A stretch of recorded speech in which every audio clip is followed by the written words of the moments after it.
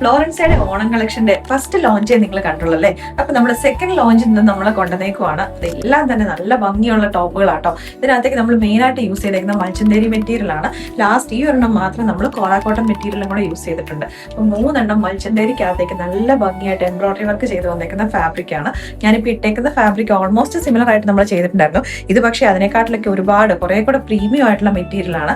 ഇതിനകത്തേക്ക് next one വന്നേക്കുന്നത് peach and ഒരു ലൈറ്റ് ഒരു യെല്ലോയിഷ് പീച്ച് കളറിലേക്ക് വരുന്ന ഒരു ഫ്ലോറൽ എംബ്രോയിഡറി വരുന്ന ഒരു കോമ്പിനേഷനിലേക്കുള്ള ഫാബ്രിക് ആട്ടോ. ബാക്കിലേക്ക് ഇങ്ങനെയാണ് വരുന്നത്.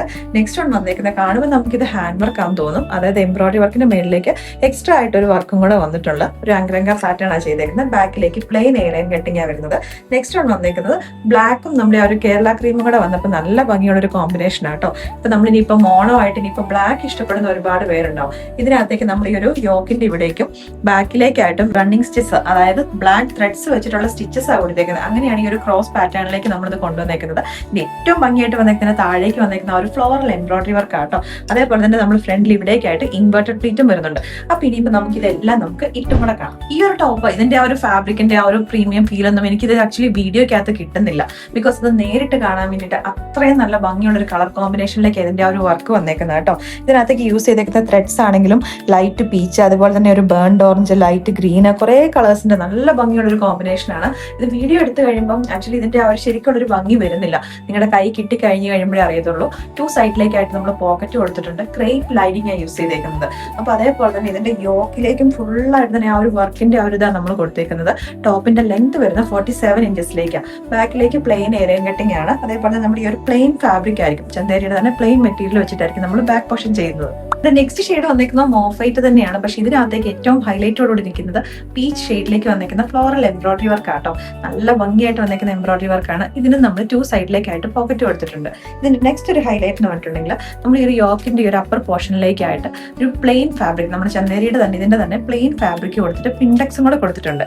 സ്ലീവ് ഇവിടെ നമ്മൾ പ്ലെയിൻ ആയിട്ട് കൊടുത്തിട്ട് താഴേക്കായിട്ട് ഈ ഒരു സെയിം ഫാബ്രിക് തന്നെ നമ്മൾ കൊടുത്തേക്കുന്നത് കേട്ടോ. അതേപോലെ തന്നെ ടോപ്പിന്റെ ബാക്ക് യോക്ക് പോർഷനും കൂടെ ജസ്റ്റ് നമ്മൾ സിമ്പിൾ ആയിട്ട് ഇങ്ങനെ ഹൈലൈറ്റ് കൊടുത്തിട്ടുണ്ട്. ടോപ്പിന് ഇതിന് നമ്മൾ 47 ഇഞ്ചസിലേക്ക് ആ ലെങ്ത് വരുന്നത്. നെക്സ്റ്റ് വൺ വന്നേക്കുന്നത് നമ്മൾ ഇതും ഒരു എയർലൈൻ കൺസെപ്റ്റിലേക്ക് തന്നെയാണ് ചെയ്തേക്കുന്നത്. പക്ഷെ നമ്മുടെ ഒരു അങ്കങ്ക പാറ്റേൺ നമ്മൾ ഇതിനകത്തേക്ക് കൊടുത്തിട്ടുണ്ട്.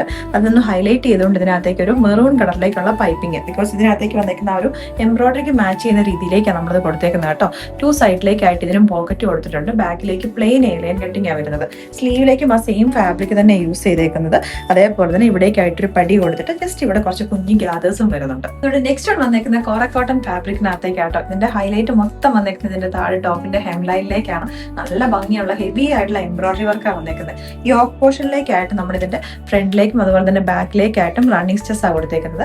സ്ലീവിന്റെ എൻ പോർഷനിലേക്കായിട്ടും കൂടെ നമ്മൾ ആ ഒരു ജസ്റ്റ് ആ ഒരു പാച്ച് നമ്മൾ അറ്റാച്ച് ചെയ്തിട്ടുണ്ട്. ആ ഒരു ഫ്ലവേഴ്സ് എംബ്രോയിഡറി വന്നേക്കുന്നത്. അത് എല്ലാത്തിനകത്തും ജസ്റ്റ് ഇങ്ങനെ കുഞ്ഞൊരു പാച്ചത്തിന്റെ എവിടെയെങ്കിലും ആയിട്ട് ആ ഒരു എംബ്രോയിഡറിയുടെ ഒരു വർക്ക് കാണാവുന്നേ ഉണ്ടാവുള്ളൂ കേട്ടോ. ഇവിടേക്കായിട്ട് ഗ്യാദേഴ്സും കൊടുത്തിട്ടുണ്ട്. സ്ലീവിലേക്ക് ലൈനിങ് യൂസ് ചെയ്തിട്ടില്ല. ടോപ്പ് വന്നേക്കുന്ന കോട്ടൺ ലൈനിങ്ങും ആയിട്ടാണ്. ഇതെല്ലാം നമ്മുടെ ഓൺ ബ്രാൻഡ് ഫ്ലോറിസ്റ്റയിലേക്ക് വന്നേക്കുന്ന പ്രൊഡക്റ്റുകളാണ്. ഫ്രണ്ടിൽ ഇവിടേക്കായിട്ട് ഒരു ഇൻവേർട്ടഡ് ബോക്സ് പ്ലേറ്റും കൂടെ കൊടുത്തിട്ടുണ്ട്, ആ ഒരു പ്ലെയിൻ ഫീലിംഗ് പോകാൻ വേണ്ടിയിട്ട്. ഇതെല്ലാം നമ്മുടെ പ്രീ ബുക്കിംഗ് പ്രൊഡക്റ്റുകളായിരിക്കും കേട്ടോ. പക്ഷെ ഇതിനകത്ത് നമ്മൾ സ്പെഷ്യൽ ആയിട്ടൊരു കാര്യം ആദ്യമേ തന്നെ പറയുവാണ്. ഇപ്പോൾ ഒരുപാട് കസ്റ്റമേഴ്സ് നമ്മളോട് ചോദിച്ചൊരു ക്വസ്റ്റ്യൻ ആണ്, മീൻസ് ലാസ്റ്റ് ആകുമ്പോഴത്തേക്കിന് ഓർഡർ ചെയ്താൽ മതിയല്ലോ, ഓഗസ്റ്റ് ഡിസ്പാച്ച് ആകുമ്പോഴത്തേക്കിരുന്ന് നമുക്ക് എല്ലാത്തിനും നമുക്ക് ഫാബ്രിക്കിന് ലിമിറ്റേഷൻസ് ഉണ്ട്.